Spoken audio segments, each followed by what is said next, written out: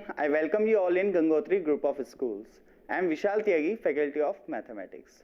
Now today's our topic is continuity of composite function. Continuity of composite function.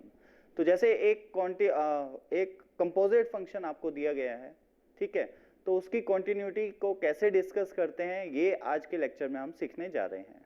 Okay, तो let's start with a function. Let's say we have hx is equal to f of gx. ठीक है, let's say we have hx is equal to what? f of gx. ठीक है, and यहाँ पे लिखा, मुझे पता है मतलब ये कि where, या ऐसे लिखो, fx is discontinuous. fx is discontinuous at x equal to alpha. ठीक है, और जो gx है अपना वो डिसकॉन्टिन्यूस है at x equal to beta. ठीक है बच्चों, तो जो fx है वो डिसकॉन्टिन्यूस है at x equal to alpha और जो gx है वो डिसकॉन्टिन्यूस है at x equal to beta. Then check continuity of hx at x equal to beta and x equal to x1, where f of x1 is nothing but alpha. मतलब एक तो x equal to beta पे आपको check करना है जहां पे ये अंदर वाला फंक्शन है वो डिसकंटिन्यूअस हो जाए. जिस पॉइंट पे जो अंदर वाला फंक्शन है वो डिसकंटिन्यूअस हो जाए, एक तो उस पॉइंट पे आपको कंटिन्यूटी डिस्कस करनी है. ठीक है, दूसरा जैसे कि हम जानते हैं f कहां पे डिसकंटिन्यूअस है, x इक्वल टू अल्फा पे. मतलब fx जो फंक्शन है जब उसको इनपुट क्या मिलता है अल्फा, तो वो डिसकंटिन्यूअस हो जाता है उस पॉइंट पे. सही है, जब input x equal to alpha होता है इनपुट, तब फंक्शन डिसकंटिन्यूअस होता है. क्लियर? लेकिन in this case the input of f is nothing but क्या, gx. तो मैं ये कह रहा हूं, अच्छा एक चीज गलत हो गई, यहां पे g आएगा ना, g. तो मैं क्या कह रहा हूं कि जब g अपना आउटपुट क्या देगा, अल्फा. क्लियर है बात? जब g जो कि अंदर वाला फंक्शन है ये अपना आउटपुट क्या देगा, अल्फा, तब फंक्शन को क्या इनपुट मिलेगा, बाहर वाले फंक्शन को अल्फा, और वो कैसा बिहेवियर शो करेगा, डिसकंटिन्यूअस. क्लियर? तो आपको वहां पे चेक करना है. अच्छा, g अल्फा आउटपुट कब देगा, जब उसे इनपुट क्या मिलेगा, x1. तो फाइनली x की वैल्यू क्या रहेगी, x1. ठीक है ना, x इक्वल टू x1 के लिए जो g है, जो अंदर वाला फंक्शन है, वो अपना आउटपुट देगा अल्फा, और उसके लिए f जो अपना बाहर वाला फंक्शन है उसको इनपुट क्या मिलेगा, अल्फा, और अल्फा पे जो f फंक्शन है अपना वो डिसकंटिन्यूअस होता है. इस वजह से हमें x इक्वल टू x1 पे चेक करना पड़ेगा. ठीक है, क्योंकि x इक्वल टू x1 के लिए जो बाहर वाला फंक्शन f है उसको इनपुट क्या मिल रहा है, अल्फा. ठीक है बच्चों, तो दो पॉइंट आ गए, एक तो जहां पे अंदर वाला डिसकंटिन्यूअस होगा, और एक वो पॉइंट जहां पर gx अपना आउटपुट क्या देगा, अल्फा. जिस पॉइंट पे, जिस x की वैल्यू पे gx अपनी वैल्यू क्या देगा, gx अपना आउटपुट क्या देगा, अल्फा. इन दोनों पॉइंट्स पे आपको कंटिन्यूटी को डिस्कस करना पड़ेगा. ठीक है, तो मैं इसे ऐसे भी लिख देता हूं कि to check continuity of f of gx, first check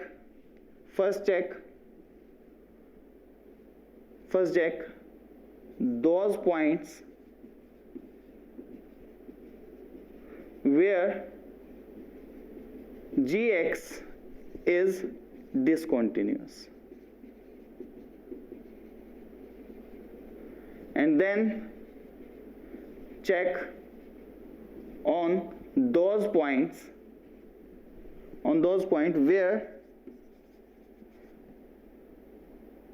where gx takes the value at which fx is discontinuous. ठीक है बच्चों, तो एक तो हमें कहां पे चेक करना है, जहां पे gx जो है अपना फंक्शन वो डिसकंटिन्यूअस हो. Clear? And then check on those points, यहां पे पॉइंट्स आ जाएगा, on those points where gx takes the value at which fx is discontinuous. gx अपनी वैल्यू ऐसी कुछ लेके आता है जिस पर फंक्शन f है जो वो डिसकंटिन्यूअस हो जाए. ठीक है, तो उन x की वैल्यू पे आपको कॉन्टिन्यूटी डिसकंटिन्यूटी चेक करनी है. तो ये तो इसका थ्योरेटिकल पोर्शन हो गया. मैंने आपको बता दिया है कि कहाँ पे आपको चेक करना है, कहाँ पे नहीं चेक करना है. तो फिर अब हम आगे बढ़ेंगे और क्वेश्चन डिस्कस करेंगे. उससे पहले आप इसको जल्दी से पॉज करें और नोट करें.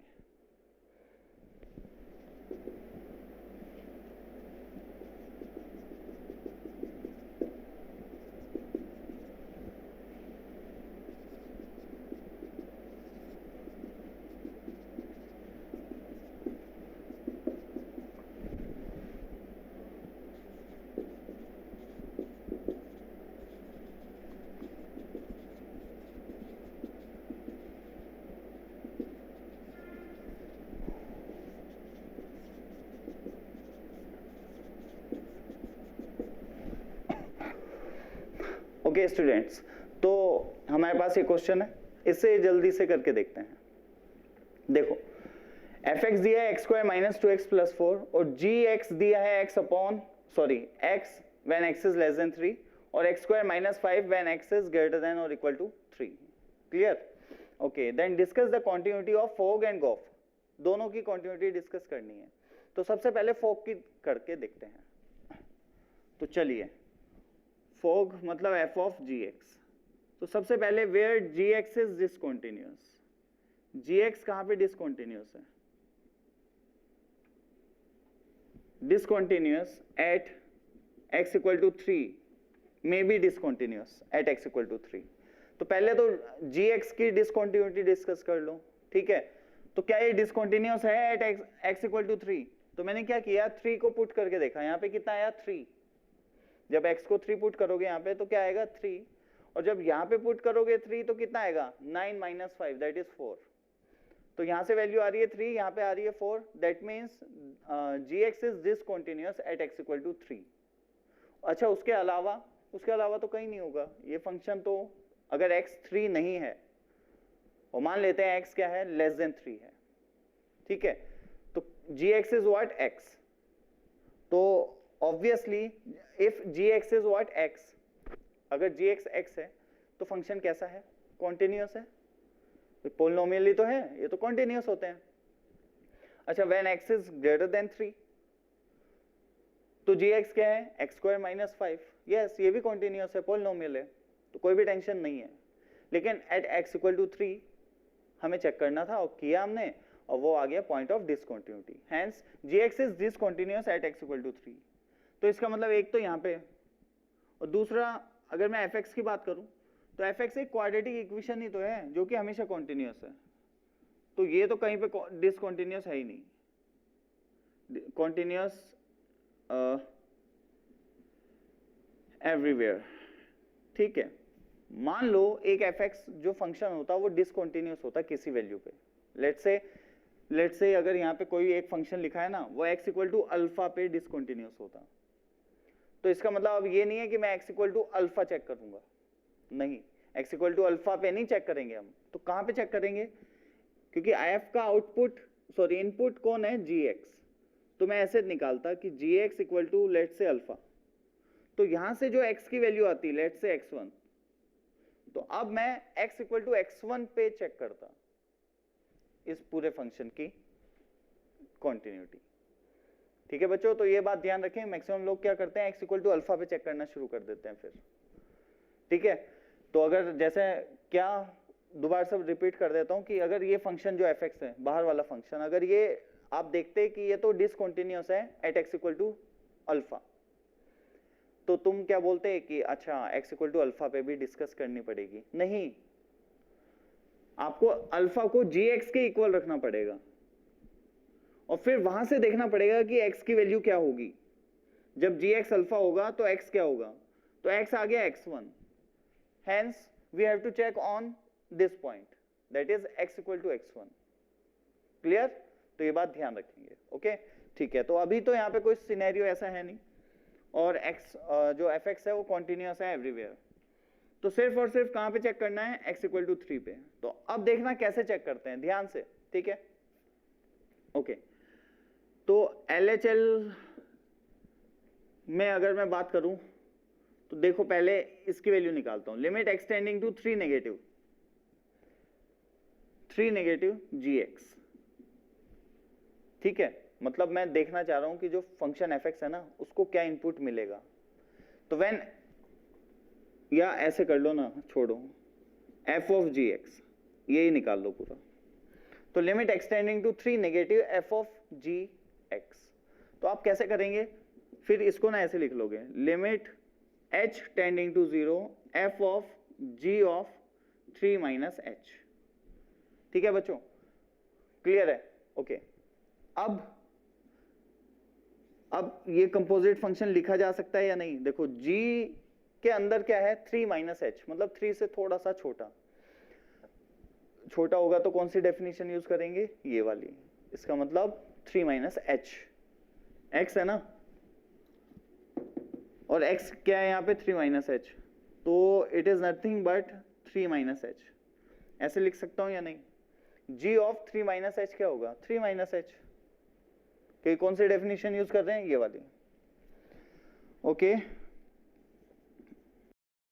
h टेंडिंग टू 0 f के अंदर पुट कर दिया ये, 3 minus h square minus 2 3 minus h plus 4। ठीक है बच्चों? ओके ठीक। h को 0 पुट कर दो, कोई इनडिटरमिनेट फॉर्म तो है नहीं, तो डायरेक्ट 0 पुट करो तो कितना आएगा, 9 माइनस 6। 9 माइनस 6 कितना होता है, 3 प्लस 4 दैट इज 7। सही है ना? h को 0 पुट करेंगे तो देख लो एक बार मैं, 9 और ये 3 2 6, 9 माइनस 6 3 प्लस 4 7, तो 7 हमारा LHL आ गया। LHL क्या आ गया हमारा, 7। ओके अब RHL निकाल लेते हैं जल्दी से, that is x tending to 3 positive f of gx। Clear? Okay अब limit x tending to, x नहीं h टेंडिंग टू कर दो, h tending to 0, limit h is tending to 0। तो कैसे लिख देंगे, f of g of 3 plus h। अच्छा अब g की कौन सी डेफिनेशन यूज होगी, नीचे वाली, क्योंकि इनपुट क्या है, 3 से बड़ा है। ठीक है, तो ओके कोई टेंशन नहीं है, तो ऐसे कर लेंगे, h tending to 0 f of g of 3 plus h को क्या लिख सकता हूं, x स्क्वायर माइनस 5। करेक्ट है, x स्क्वायर माइनस 5। तो बिल्कुल अब f के अंदर पुट कर देंगे इसको। अच्छा x स्क्वायर नहीं, 3 प्लस h लिखना चाहिए ना, यहाँ पे 3 प्लस h है x की जगह, ये आएगा। तो अब मैं क्या करूंगा, इस वैल्यू को इसमें पुट करने जा रहा हूं, तो क्या आएगा, 3 प्लस एच स्क्वायर माइनस 5 का whole square minus 2 3 plus h minus 5। ठीक है बच्चों, ये स्क्वायर एंड प्लस 4, तो ये निकाल लिया मैंने फाइनली। और ये भी एक पॉलिनोमियल दिख रहा है कि ये कहीं पे भी इनडिटरमिनेट फॉर्म नहीं करेगा। ठीक है तो h को आप क्या पुट कर देंगे, यहाँ पे लिमिट था, h को टेंडिंग टू 0 है तो 0 पुट कर दो, कोई भी इनडिटरमिनेट फॉर्म तो बनेगी नहीं, जो भी आएगा वो आंसर आ जाएगा।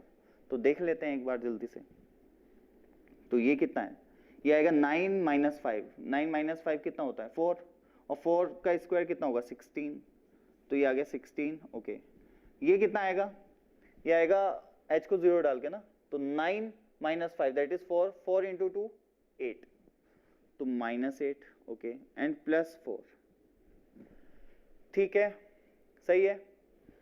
तो ये तो 12 आ गया। एक बार मैं रीचेक कर लूं इसको, हमने कोई गलती तो नहीं की है।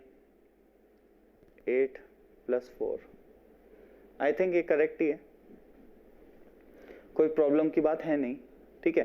तो आंसर क्या आ रहा है, एक तो 7 आ रहा है और एक क्या आ रहा है, 12, करेक्ट है, 7 आ रहा है और 12, ठीक है, ओके। तो obviously the function fog is discontinuous at what, x = 3, at x = 3, समझ आया बच्चों? एट क्या, x = 3 पे फंक्शन कैसा है, डिसकंटिन्यूअस। अच्छा, अब समझने की कोशिश करना, क्या समझने की कोशिश करना कि अगर एक कॉन्टिन्यूअस फंक्शन बाहर है और अंदर जो है वो डिसकंटिन्यूअस फंक्शन है, समझे क्या, कि जो फंक्शन c है अपना, c जो फंक्शन है, ठीक है, ये तो कॉन्टिन्यूअस है, मतलब इनपुट जो है, सॉरी जो बाहर वाला फंक्शन है वो कॉन्टिन्यूअस है और अंदर वाला डिसकंटिन्यूअस है। तो क्या ओवरऑल फंक्शन डिसकंटिन्यूअस ही आएगा? अगर मैं तुम्हारे से पूछूं तो कुछ बच्चे एकदम से बोल देंगे कि हाँ डिसकंटिन्यूअस आएगा, देखो यहाँ पे आया भी है ना। तो ऐसा जरूरी नहीं है। देखो डिसकंटिन्यूअस का क्या मतलब, कैसे निकालते हैं, जैसे मैंने बताया कि लेट से LHL इसका 2 है और जो RHL है लेट से -1 है, कुछ भी मान लो, कोई दिक्कत नहीं है, 2 और -1, तो लिमिट एग्जिस्ट नहीं कर रही है, क्लियर है बच्चों? 2 और -1 तो लिमिट एग्जिस्ट कर नहीं रही है, तो जो आंसर आना चाहिए वो कैसा आएगा, डिफरेंट नंबर्स आएंगे ना, जैसे एक 2 आ गया और एक -1 आ गया। तो दूसरे केस भी अभी हम देख लेंगे, ओके। अब C को इनपुट क्या मिल रहा है, 2, और इस केस में C को इनपुट क्या मिल रहा है, -1, और C तो कॉन्टिन्यूअस है, ठीक है। तो एक बार 2 मिला, एक बार -1 मिला, तो क्या C2 और C-1 कभी सेम नहीं हो सकते क्या? x की दो डिफरेंट वैल्यू के लिए y की वैल्यू सेम नहीं आ सकती क्या? आ सकती है, बिल्कुल आ सकती है। जैसे साइन 0 कितना होता है, 0, और साइन पाई कितना होता है, वो भी 0। तो डिफरेंट इनपुट के लिए आउटपुट सेम आ सकता है। तो बिल्कुल ऐसा हो सकता है कि जो C2 है वो 3 है मान लो, और C1 भी 3 है, तो फंक्शन कैसा आ जाएगा, कॉन्टिन्यूअस। लेकिन अगर ऐसा है कि जो C2 है वो 3 है लेकिन C(-1) कुछ ऐसे है, मान लो 2 है, तो इस बार फंक्शन डिसकंटिन्यूअस आएगा। तो ये डिपेंड कर जाता है, ठीक है। तो इस पे एकदम से ऐसे मत समझ लेना, कुछ लोग एकदम से दिमाग में बसा लेते हैं ना कि बाहर वाला फंक्शन कॉन्टिन्यूअस होगा, अंदर वाला डिसकंटिन्यूअस होगा, तो ओवरऑल फंक्शन कैसा आ जाएगा, डिसकंटिन्यूअस।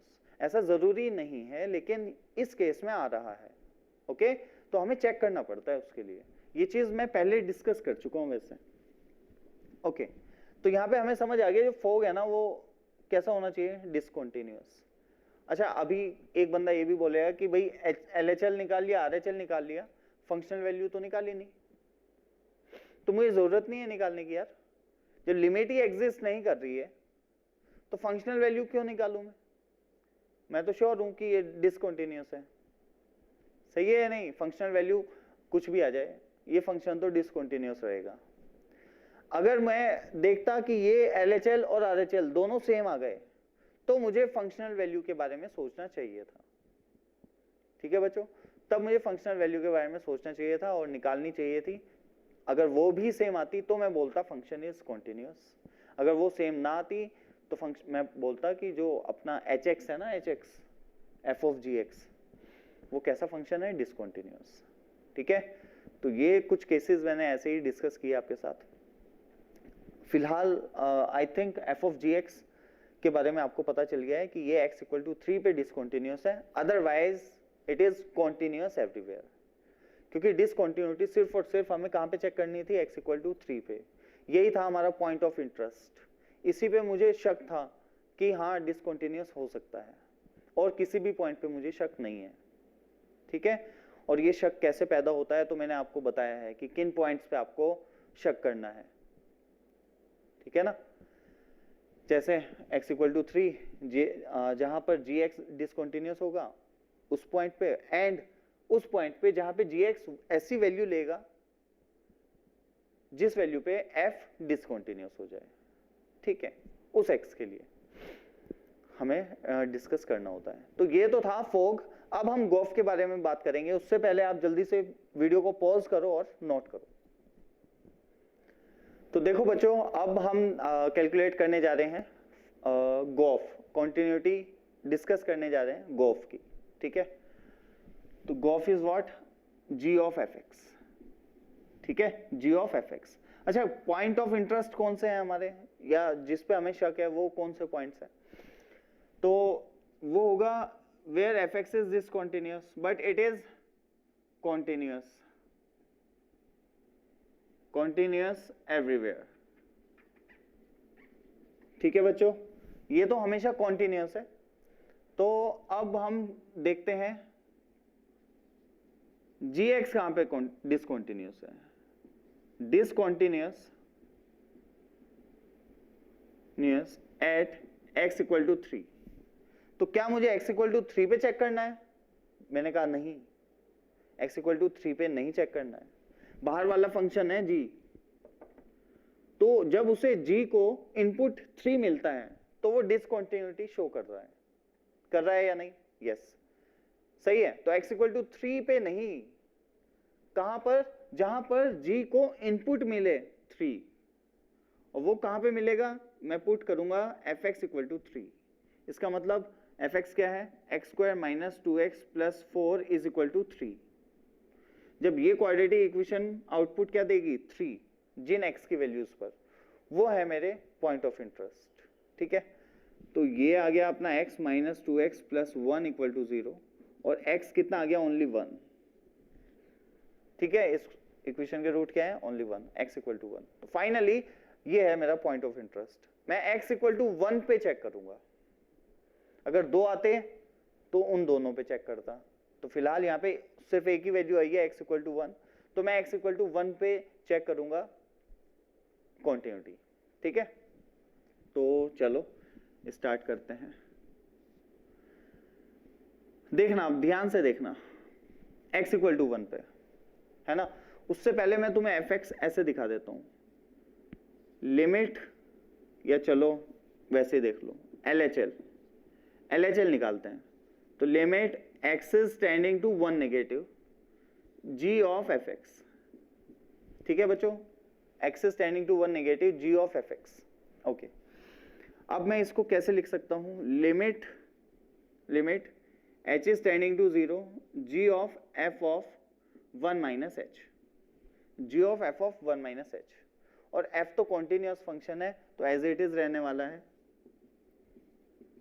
देखो, ठीक है। 1 माइनस एच, एफ के अंदर अगर 1 माइनस एच डालता हूं क्या आएगा? 1 माइनस एच का whole square minus 2 1 minus h, ठीक है, प्लस 4, ओके, ठीक है बच्चों, ओके। अब ध्यान से देखना, ठीक है, ध्यान से देखने की बात है। वो क्या? अगर मैं h को 0 पुट कर दूं, एक बंदा क्या करेगा? अच्छा, लिमिट को तो जो कंपोजिट फंक्शन होते हैं उनमें लिमिट को ना अंदर भी लेके जा सकते हैं, तो बिल्कुल ये तो पढ़ाया गया है ना। तो एक ने क्या किया? इसके अंदर ले गया और इस पे लिमिट लगाई और h को क्या डाल दिया? 0। तो आंसर कितना आ रहा है? 1 का स्क्वायर माइनस 2 इंटू 1 प्लस 4, तो कितना आ गया? ये 3, ओवरऑल कितना आ गया? 3, तो G3 आंसर आ गया। और 3 यहाँ पे इक्वेलिटी है तो 3 यहाँ पे पुट कर दिया, 9 प्लस माइनस 5 4 आंसर आ गया। तो नहीं, मैंने बताया था जब भी आप लिमिट को अगर कंपोजिट फंक्शन के अंदर लेके जाते हैं तो उसकी जो लिमिटिंग वैल्यू आएगी, जब अंदर आपने कैलकुलेट की लिमिट, तो जो लिमिटिंग वैल्यू आ रही है उस पे बाहर वाला फंक्शन कैसा होना चाहिए? कॉन्टिन्यूअस होना चाहिए। अगर वो डिसकॉन्टिन्यूअस है तो ये गलत है, जो हमने किया ये गलत था, ठीक है। तो एट x इक्वल टू 3 मतलब लिमिटिंग वैल्यू कितनी आ रही है? 3, और 3 पे ये फंक्शन कैसा है? डिसकॉन्टिन्यूअस। इसका मतलब ऐसा नहीं कर सकते, ठीक है। तो चलो इतना तो हमें समझ आ गया कि ये हो गया गलत, ऐसे तो नहीं करेंगे। अब क्या करें? अब एक बंदा क्या कहेगा, डायरेक्ट h को 0 पुट करो, ये तो कॉन्टिन्यूस है। तो ये तो वही बात होगी ना, अंदर ले जाने वाली लिमिट। तो ऐसा नहीं करना है, आपको देखना है, क्योंकि मुझे पता है जब h 0 होगा इसकी वैल्यू होगी 3, लेकिन एक्चुअल में मुझे ऑब्जर्व करना है ये जो एक्चुअल वैल्यू है इसकी वो 3 से हल्की सी छोटी या हल्की सी बड़ी होगी, क्योंकि h है वहां पे। भाई अगर मैं एग्जैक्ट 1 रखूं यहाँ पे और एग्जैक्ट यहाँ पे 1 रखूं तब आता है 3, लेकिन इस बार 1 नहीं है, 1 माइनस h है और 1 माइनस h है। तो ये जो ओवरऑल वैल्यू आएगी ये 1 से छोटी आएगी या 1 से बड़ी आएगी, ये हमें देखने की जरूरत है। अब कुछ लोग कहते हैं कि यार इनपुट जब कम दिया है 1 माइनस h, 1 पे तो 3 है, तो 1 माइनस h इनपुट देने पे तो छोटी ही होगी, कुछ लोग ऐसे कर देंगे। अब ठीक है, तो यार अगर आप ऐसा बोल रहे हैं तो आप मैथमेटिक्स को अच्छे से जानते नहीं है। फिर ये डिपेंड करता है कि जो फंक्शन है वो इंक्रीजिंग है, डिक्रीजिंग है या क्या है उसका बिहेवियर। अगर फंक्शन डिक्रीजिंग हुआ, ठीक है, तो इनपुट कम करने पे आउटपुट बढ़ता है, और इंक्रीजिंग हुआ तो उल्टा होता है। ठीक है, मतलब उल्टा क्या कि इनपुट बढ़ाओ तो आउटपुट भी बढ़ जाता है। सही बात है। तो इंक्रीजिंग फंक्शन के लिए आप बोल रहे हो ऐसा, तो ऐसा थोड़ा ही है कि ये इंक्रीजिंग फंक्शन है। अगर ये इंक्रीजिंग फंक्शन होता तो मैं आपकी बात बिल्कुल मान लेता कि इनपुट कम करो तो आउटपुट भी कम होता है, इनपुट ज्यादा करो तो आउटपुट भी ज्यादा होता है। लेकिन उसके लिए आपको बिहेवियर पता होना चाहिए, जैसे क्वाड्रेटिक। अब ये कौन है, ये क्वाड्रेटिक है, कौन सी, X square minus 2x plus 4। उसके लिए मुझे इसे ड्रॉ करना पड़ेगा, ठीक है, मुझे इसे ड्रॉ करना पड़ेगा, और ये कुछ ऐसे आएगी, ठीक, ऐसे आएगी, और ये पॉइंट होगा 1, B square minus 4ac upon 4a, ऐसे निकालते हैं ना, minus of d by 4a। तो 4 से 4 कट गया और ये आ गया अपना 3, ठीक है, ये कितना आ गया 3। तो ये पॉइंट है 1,3। अब देखो, अगर माइनस इंफिनिटी से 1 तक बात करूं, माइनस इंफिनिटी से 1 अगर मैं बात करूं तो फंक्शन कैसा है, डिक्रीजिंग। क्लियर। अच्छा, 1 से इंफिनिटी पे कैसा है, इंक्रीजिंग। क्लियर है बच्चों, ओके। तो अब देखो डिक्रीजिंग है, अगर 1 से मैं हल्का सा छोटा हूं तो वैल्यू 3 से ज्यादा आएगी, देख सकते हो आप। 1 पे 3 है तो 1 से हल्का सा पीछे आने पे वैल्यू 3 से ज्यादा आएगी। अच्छा, हल्का सा आगे जाने पे भी 3 से ज्यादा आएगी, दोनों ही केस में 3 से ज्यादा आएगी। ये ग्राफिकली भी चेक कर सकते हैं, और ऐसे भी मैं आपको बता सकता हूं कि मेरे पास है x square minus 2x plus 4, और इसको मैं लिख सकता हूं x square minus 2x plus 1 plus 3, और ये है एक्स स्क्वायर प्लस 3। तो अब x कुछ भी डालो, वैल्यू 3 से ज्यादा ही आएगी या नहीं, या 3 आएगी, या 3 से ज्यादा ही आएगी, कम नहीं आ सकती। ओवरऑल बात ये है कि ये जो है, ये अपना इसका जो आउटपुट आएगा वो 3 से ज्यादा आएगा। 1 पे तो 3 आता है, लेकिन 1 से पीछे गया मैं हल्का सा, तो 3 से क्या है, ज्यादा या नहीं। और 3 से ज्यादा अगर इनपुट मिल रहा है किसे, g को, तो ये अपनी कौन सी डेफिनेशन को शो करता है, कौन सी डेफिनेशन शो करेगा 3 से ज्यादा में, ये वाली। ठीक है या नहीं, बोलो, सही बात है। तो अब मैं इसमें इसको पुट कर दूंगा, ओके, और ये इसकी लिमिटिंग वैल्यू क्या है, 3 है, ठीक है। तो चलो पूरा दिखा देता हूं, कभी कंफ्यूज हो जाओ। तो ऐसे समझ लो इसे, 1 माइनस एच का whole square minus 2 1 minus h plus 4 का होल स्क्वायर, x की जगह रख दिया ना मैंने उसको, -5, -5। तो पूरा मैंने यहां पे रख दिया, किस फंक्शन में, इस डेफिनेशन में। g की डेफिनेशन चूज करने के लिए मुझे पता होना चाहिए था कि जो ये एक्सप्रेशन है ये एक्चुअल में 3 से बड़ा है, 3 है या 3 से कम है, ठीक है ना। तो मैंने ग्राफिकली देखा कि at x = 1 it is 3, but at the value of x, that is just less than 1, then it will be what? It will be greater than 3. or at the value of x for which x just greater than 1. अभी मैंने less than 1 के लिए बात की, अब कह रहा हूं greater than 1, just greater than 1, then तब भी उसका आउटपुट 3 से ऊपर ही होगा और इनपुट जो g को मिलेगा वो 3 से ज्यादा ही होगा. दैट मीन्स उस केस में भी डेफिनेशन यही वाली यूज होगी. और ये कौन सा केस है? ये है जब हम RHL फाइंड करेंगे, राइट हैंड लिमिट. क्लियर है बच्चों? तो इन चीजों का थोड़ा ध्यान रखना है आपको. डायरेक्ट ऐसे नहीं कि h को 0 पुट कर दिया, अंदर नहीं लेके जानी लिमिट. कंपोजिट फंक्शन के केस में जब आप कंपोजिट फंक्शन को किसी पर्टिकुलर पॉइंट पे इवेल्युएट कर रहे होंगे तो लिमिट को अंदर मत ले जाना, नहीं तो प्रॉब्लम आ सकती है.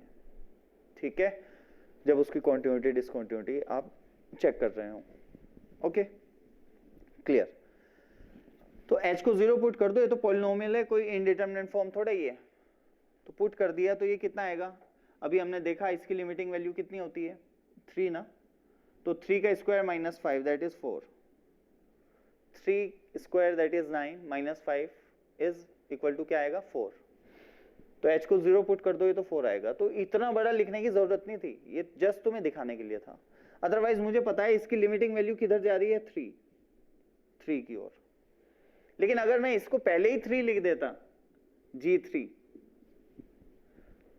ठीक है, तो गलत हो सकता था क्वेश्चन. बाई चांस नहीं होगा इन दिस केस, लेकिन हो सकता था. कब? अगर ये इक्वालिटी यहां ना होके यहां पे दी जाती. अगर ये इक्वालिटी जो यहां पे है वो यहां पे दी जाती ना, तो G3 की वैल्यू 3 आती. G3 की वैल्यू क्या आती? 3. समझ पा रहे हो मेरी बात? तो G3 की वैल्यू 3 आती है उस केस में. लेकिन अभी फिलहाल इक्वालिटी किधर दी गई है? यहां पे. तो बाई चांस ऐसा हो रहा है कि आंसर मैच कर रहे हैं, लेकिन ऐसा जरूरी नहीं है. ठीक है, ऐसा जरूरी नहीं है. तो आपको बिहेवियर, ग्राफ का बिहेवियर चेक करना पड़ेगा उसके लिए. क्लियर? जैसा कि मैंने आपको यहाँ पे दिखाया है करके, या कोई और टेक्निक अपनानी पड़ेगी, जैसे कि यहाँ पे इससे मैंने बता दिया कि जो भी वैल्यू आएगी x कुछ भी डाल लो आप, वो 3 से बड़ी आएगी. तो मुझे पता है जो g को इनपुट मिलेगा वो 3 से बड़ा मिलेगा, तो उसकी मैं कौन सी डेफिनेशन यूज करूंगा? ये वाली. ठीक है, ओके. फिर मैंने h को 0 डाल दिया. तो जो ये 3 है ना, ये एक्चुअल में 3 नहीं है. तो मैं इसको ऐसे लिख लेता तो ज्यादा बढ़िया था, कि मैं ऐसे लिख सकता था लिमिट, या मैं ऐसे लिख सकता था इसे G3 प्लस. जब मैंने लिमिट लगाई ना, मुझे पता था कि ये वैल्यू किधर की ओर जा रहा है? 3 की ओर जा रहा है. लेकिन एक्चुअल में 3 से छोटा है या बड़ा है? तो मुझे पता चला 3 से बड़ा है. तो मैंने कह दिया आंसर होगा G3 प्लस. तो ये करेक्ट है. G3 प्लस आप इसी डेफिनेशन से निकालेंगे. करेक्ट है ना? तो 3 प्लस लिखना बिल्कुल सही है. उसके लिए आपको ये चीजें ऑब्जर्व करनी पड़ेंगी ऑब्वियसली. तो फिर बस ये नहीं करना पड़ेगा कि इसको डायरेक्ट इसमें पुट करके दिखाने की जरूरत नहीं पड़ेगी. डायरेक्ट आप G3 प्लस को कैसे इवेल्युएट करोगे? तो अगर मैं बोलूं G3 प्लस, तो आप सीधा x की जगह 3 रख दोगे इस केस में, इस वाली डेफिनेशन में. ठीक है, या फिर भाई ऐसे ही करो, जो यहां पे बना है उसे फिर ऑब्जर्व किया कि ये तो 3 से बड़ा है, तो कौन सी डेफिनेशन यूज होगी? ये वाली. तो फिर उसे उस डेफिनेशन में पुट कर दिया -5, देन h को क्या डाल दिया? 0, और आंसर आ गया अपना 4. तो ये था LHL, लेफ्ट हैंड लिमिट. ठीक है बच्चों? तो अभी इसको जल्दी से पॉज करके नोट करो, उसके बाद हम निकालने जा रहे हैं राइट हैंड लिमिट. ठीक है, then pause the video and note it down fast. Okay students, तो अब देखते हैं हम राइट हैंड लिमिट. इसकी राइट हैंड लिमिट वो क्या है? लिमिट x टेंडिंग टू, किस पे चेक कर रहे थे? 1 पे ना. तो 1 पॉजिटिव. ठीक है, और g ऑफ fx, तो इसको मैं लिख सकता हूं लिमिट x टेंडिंग टू, या h टेंडिंग टू 0, और g of f of 1 plus h. Clear? फिर मैंने क्या किया और आगे बढ़ा और लिखा 1 plus h whole square minus 2 1 plus h plus 4. ठीक, और जैसा कि मैं ऑलरेडी ये देख चुका हूं कि इसकी जो वैल्यू होगी वो 3 से बड़ी होगी, तो ये किधर की ओर टेंडिंग है, 3 पॉजिटिव। तो इसका मतलब ये जो वैल्यू आ रही है वो कौन है, वो इसके इक्वल होगी g3 प्लस के, और g3 प्लस क्या हो जाएगा 3 स्क्वायर माइनस 4। 3 प्लस 3 के ऊपर प्लस हमें ये दिखाता है कि कौन सी डेफिनेशन यूज करनी है, सेकेंड वाली। तो 3 स्क्वायर माइनस क्या है 5, तो ये कितना आ गया 4। इसका मतलब क्या हो गया, ये LHL और RHL इक्वल आ गए हैं, हेंस फंक्शन जो कि अपना कौन है गोफ इज कॉन्टिन्यूस एवरीवेयर, क्योंकि पॉइंट ऑफ इंटरेस्ट था सिर्फ और सिर्फ x equal to 1 sorry x equal to 3 तो नहीं है, नहीं, discontinuous at x equal to 3, ये तो मैंने हटा दिया, वो पहले लिख दिया आपने, ठीक है, इसको हटा ही दो। तो मैं क्या कह रहा हूं कि जो पॉइंट ऑफ इंटरेस्ट था वो x इक्वल टू 1 था हमारा, है ना, और जब मैंने 1 पे चेक किया तो आंसर क्या आ रहा है 4, LHL का भी RHL का भी, और ये फंक्शन कैसा हो गया कॉन्टिन्यूस। अच्छा, और कोई पॉइंट तो ऐसा था ही नहीं जिस पे हमें चेक करने का लग रहा था कि इस पे पॉइंट पे चेक करना चाहिए, तो obviously this function will be continuous everywhere, ठीक है। तो आप जल्दी से पॉज करके इसको उतार लें। ओके, तो स्टूडेंट्स कुछ क्वेश्चंस देख लेते हैं इसके ऊपर। तो जैसे क्वेश्चन नंबर 1 लिखा गया है कि let a continuous function fx satisfy this equation x square minus x into fx plus fx minus 1 equal to 0, ठीक है, where for all x belongs to R then find the value of f of 1। तो एक बंदे ने इसको कैसे किया कि x को 1 पुट कर दिया कि पुट x इक्वल टू 1, तो यहाँ पे देखो क्या आएगा 1 का square minus 1 into f of 1, ठीक है, plus f of 1 and minus 1 is equal to 0। You can see ये तो कट हो गया, तो एफ ऑफ 1 की वैल्यू तो निकल के ही नहीं आई, तो कैसे करें, तो ध्यान से देखना, कई बार फिर गलतियां करते हैं, ठीक है, तो ऐसे तो नहीं कर सकते। तो अब क्या किया गया, x square minus x into F x, अच्छा ये कॉन्टिन्यूस लिखा हुआ है, दिख रहा होगा, एफ एक्स कैसा है continuous function, plus f x minus 1 equal to 0। F x को कलेक्ट कर लिया एक तरफ, बाकी सब एक तरफ, तो यू विल सी क्या आएगा एक्स स्क्वायर माइनस 1, ठीक है, अपॉन आएगा एक्स माइनस 1। तो ऐसे देख लो, या तो इसको इधर रहने दो एक्स स्क्वायर माइनस 1 को, और बाकी इधर ले जाओ x into F x minus F x, ठीक है बच्चों। तो ये आ गया एक्स स्क्वायर माइनस 1 और ये है x minus 1 into F x, clear. अब मैं एफ एक्स को क्या लिख सकता हूं, x square minus 1 x minus 1। अब कुछ लोग बोलेंगे कि अच्छा है तो एफ एक्स ये आया, ओके, अब ध्यान से देखना ये कैसे आया, ये कैसे आया, इस स्टेप से ये स्टेप हम कैसे आए, हमने क्या किया होगा, दोनों साइड को डिवाइड किया है, ये था ना हमारा, हमने क्या किया, दोनों साइड्स को डिवाइड किया है x माइनस 1 से, किस फैक्टर से डिवाइड किया है, x माइनस 1 से, ठीक है। तो कैसे बना होगा कि x square minus 1 upon x minus 1। Similarly यहाँ पे होगा x minus 1 F x upon x minus 1। अच्छा, अब ये कट हो गया होगा, ये कट सिर्फ और सिर्फ कब हो सकता है, when x is not equal to 1, when x is not equal to 1। तो कोई टेंशन की बात नहीं है, कोई भी टेंशन की बात नहीं है, तो हम यहां से यस वैल्यू जरूर निकाल सकते हैं function f x F of 1 की, लिमिट लगा के। तो मैं क्या करूंगा, लिमिट x टेंडिंग टू 1, कुछ लोग इसे देखते ही बोल देंगे F of 1 is not defined, ऐसा नहीं है, समझ गए, ऐसा नहीं है, क्योंकि ये स्टेप से इस स्टेप पे तो हम आए हैं, उन्होंने तो ये दिया है। और क्या यहां इस इक्वेशन को देख के आपको लग रहा है कि F of F of 1 not defined होगा, नहीं, पुट करके देखो x को 1 इस इक्वेशन में, ये तो सेटिस्फाई हो रही है, ऐसा थोड़े ये नॉट डिफाइंड कुछ बन रहा है, ठीक है। तो ऐसे केस में हम क्या करेंगे, limit x tending to 1 x square minus 1 x minus 1, और ये कितना आ जाएगा 2, ठीक है। तो लिमिटिंग वैल्यू निकाल लो ऐसे केस में, कोई दिक्कत नहीं है, यही वैल्यू होगी एफ ऑफ 1। वो तो सिर्फ इस वजह से, क्योंकि मैंने पूरी इक्वेशन को x माइनस 1 से डिवाइड कर दिया था, इस वजह से प्रॉब्लम आ रही थी, कि ये नॉट डिफाइंड जैसा दिख रहा था, अदरवाइज इसकी जो लिमिटिंग वैल्यू होगी वही आपका आंसर होगा, ध्यान से, ठीक है, क्योंकि ऑलरेडी गिवन है फंक्शन इज कॉन्टिन्यूअस। तो और फंक्शन कैसा आ रहा है, x square minus one upon x minus one type, और कॉन्टिन्यूअस होने के लिए ये जो लिमिटिंग वैल्यू है वही फंक्शनल वैल्यू होनी चाहिए। सही बात है या नहीं? तो फंक्शनल वैल्यू वही लिख दी मैंने लिमिटिंग वैल्यू निकाली और functional value that is f of y one मैंने उसको 2 बोल दिया। सही है ना, क्योंकि फंक्शन क्या दिया था, continuous. Are you getting me? Okay, तो जल्दी से पॉज करके इसको नोट करें।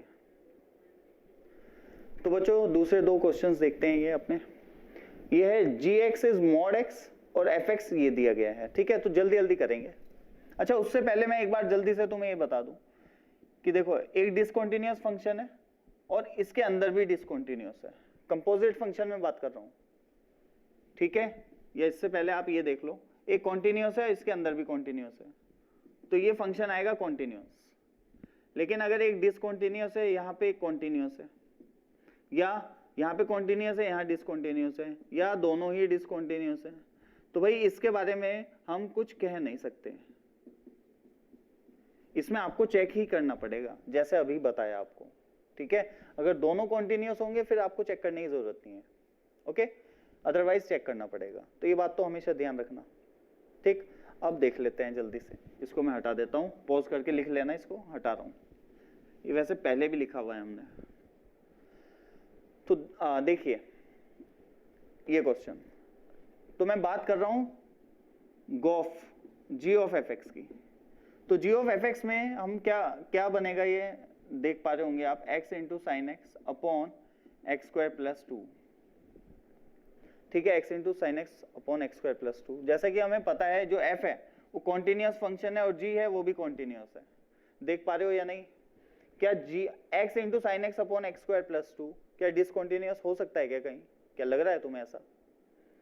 भाई डोमेन तो आर है इसका, नीचे जो डिनोमिनेटर है अपना वो कभी 0 हो नहीं सकता, तो डोमेन तो आर है, ठीक है, और ऊपर से कोई भी ऐसा ऑपरेशन यूज नहीं किया गया है जो डिसकंटिन्यूटी का रीजन बन जाता है, जैसे जीआईएफ फ्रैक्शनल पार्ट होते हैं जो कई बार फंक्शन को डिसकंटिन्यूअस बना देते हैं, यहाँ पे ऐसा कुछ भी नहीं है।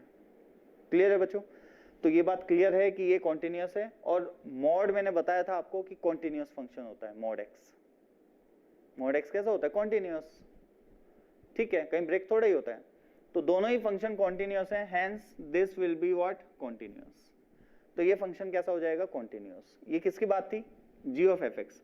अच्छा, एफ ऑफ जी एक्स की, तो एफ ऑफ जी एक्स में लिख देता हूं, वैसे होगा तो ये भी कॉन्टिन्यूअस ही, इस पे मॉड लगाओ या ना लगाओ बात सेम ही है, मॉड एक्स का स्क्वायर एक्स स्क्वायर ही होता है, ठीक है। तो यहाँ पे भी ये कॉन्टिन्यूअस है, ये भी कॉन्टिन्यूअस है, तो ऑब्वियसली ये भी कॉन्टिन्यूअस होगा।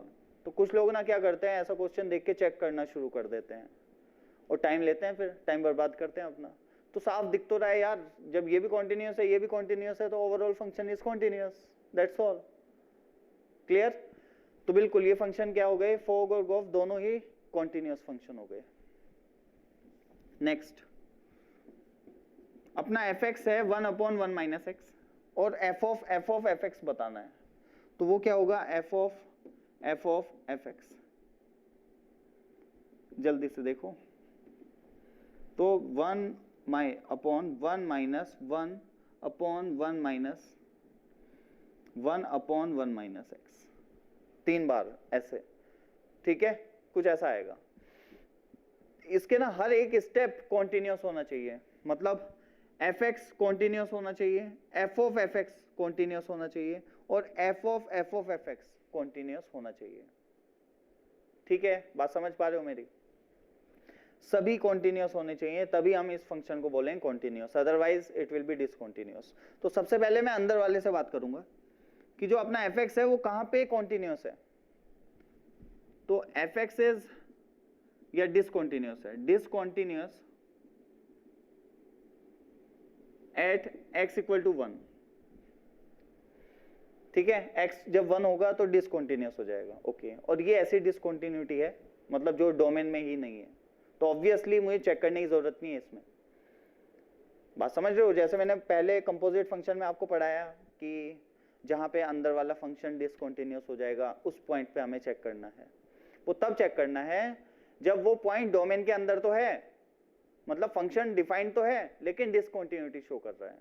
अगर फंक्शन डिफाइंड ही नहीं है उस पॉइंट पे, उस x की वैल्यू पे, समझ रहे हो, तो वो तो डिसकंटिन्यूअस होना ही होना है, फिर चेक करने की जरूरत नहीं पड़ती। ये बात ध्यान रखें इस पॉइंट को, ये मैंने पहले ही बताया है आपको। तब तो आपको चेक करना ही नहीं है, ये तो सिर्फ और सिर्फ तभी बात होती है जब वैल्यू एग्जिस्ट करती है, मतलब फंक्शन डिफाइन होता है तब। ठीक है, ओके। तो function f x is discontinuous at x equal to 1, तो x इक्वल टू 1 एक पॉइंट ऑफ डिसकंटिन्यूटी है, ये फिक्स हो गया। दूसरा, f ऑफ एफ एक्स कौन है? अगर आप देख पा रहे हैं तो f ऑफ एफ एक्स है ये, x की जगह 1/1 माइनस एक्स। अब ये डिसकंटिन्यूअस कब होगा?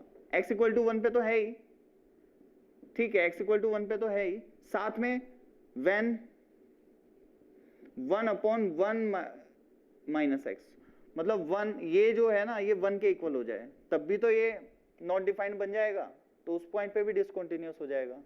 तो इसको कैलकुलेट करते हैं, इधर ले गया मैं, तो 1 माइनस एक्स इक्वल टू 1, तो x इक्वल टू क्या आ गया 0, तो yes at x equal to 0 it is discontinuous as well. ठीक है, x इक्वल टू 0 और x इक्वल टू 1 दो मिल गया मुझे पॉइंट ऑफ डिसकंटिन्यूटी। अब थर्ड वन मैं यहाँ पे दिखा देता हूँ, वो कौन है? f of F x, complete मतलब अपना उसके लिए x 1 नहीं होना चाहिए सबसे पहले, ठीक है।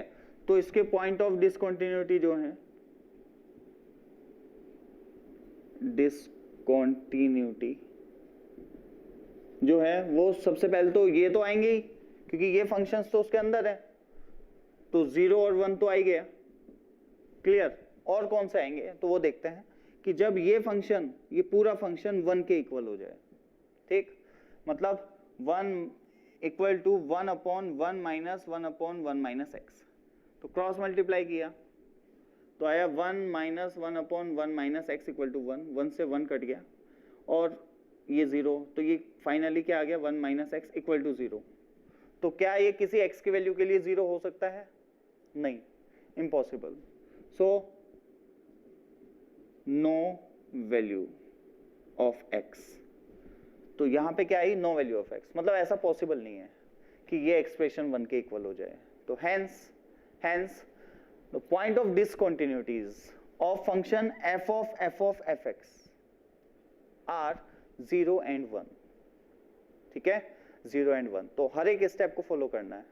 अब कुछ लोग कैसे करते हैं इस चीज को, मैं बता देता हूँ वो इसको पूरा ना कैलकुलेट कर लेते हैं। जैसे यहाँ पे थोड़ा सा दिखा देता हूँ जल्दी से, जैसे f ऑफ एफ एक्स निकाला उन्होंने पहले 1/1 माइनस 1 माइनस एक्स, इसको कैलकुलेट करेंगे कैसे? 1 माइनस एक्स और 1 से 1 कटेगा माइनस एक्स, ठीक है। तो ये क्या हो गया? x minus 1 by x. F of F x कितना आ गया? x minus 1 by x. अच्छा, फिर इन्होंने f ऑफ एफ एक्स निकाला, तो f के अंदर f ऑफ एफ एक्स डाल दिया, x माइनस 1 बाई एक्स, तो इनका आंसर आया x, इनका आंसर क्या आ गया? x। तो जब इसको आप कैलकुलेट करके देखोगे ना, तो ये किसके इक्वल आएगा? x के। जो सिर्फ इतना देखेगा कि f ऑफ एफ एक्स किसके इक्वल है? x के, तो वो क्या बोलेगा? वो सिर्फ इतना बोलेगा कि ये तो function, this function is continuous everywhere, ठीक है। तो वो गलती हो जाएगी। तो ध्यान से, ठीक है, ध्यान से हर एक को इवेल्युएट करना है, हर एक स्टेप कॉन्टिन्यूअस होना चाहिए। जिस पॉइंट पे कोई भी अगर डिसकंटिन्यूअस है वहां पे चेक करते हैं। अगर वो कॉन्टिन्यूटी किस टाइप की कॉन्टिन्यूटी है कि फंक्शन तो डिफाइन है लेकिन ब्रेक हुआ है ग्राफ, लेकिन अगर वो डिसकंटिन्यूटी उस टाइप की है कि वैल्यू ही एग्जिस्ट नहीं करती है, the function is not defined at that point, that means that value of x is not in its domain, ठीक है। तो उस पॉइंट पे चेक करने की जरूरत नहीं होती, सीधा हम बोल देते हैं कि भाई x इक्वल टू 0, जैसे यहाँ पे बोल दिया x इक्वल टू 0 और x इक्वल टू 1 इसके डोमेन में ही नहीं है, तो that means function is not defined, ठीक है। या ऐसे भी बोला जा सकता है आपको कि ये फंक्शन f(x) है, then find the domain of this f(f)(f)(x), इसका डोमेन निकालो। तो जिसने इसको कैलकुलेट करके x बोल दिया तो वो कहेगा डोमेन इज R, ठीक है, वो क्या बोल देगा, डोमेन इज R, लेकिन एक्चुअल में डोमेन क्या है, 0 and 1, 0 और 1 पे भी तो ये नॉट डिफाइंड हो जाएगा ना, ये स्टेप ही नॉट डिफाइंड हो जाएंगे, ठीक है। तो ऐसे किए जाते हैं इस टाइप के क्वेश्चन। तो बच्चों ये हमारी लास्ट क्लास थी कॉन्टिन्यूटी डिसकॉन्टिन्यूटी की, आज ये चैप्टर फिनिश हो गया है। अब हम नेक्स्ट लेक्चर में पढ़ेंगे differentiability. Okay students, okay, and all the best, thank you.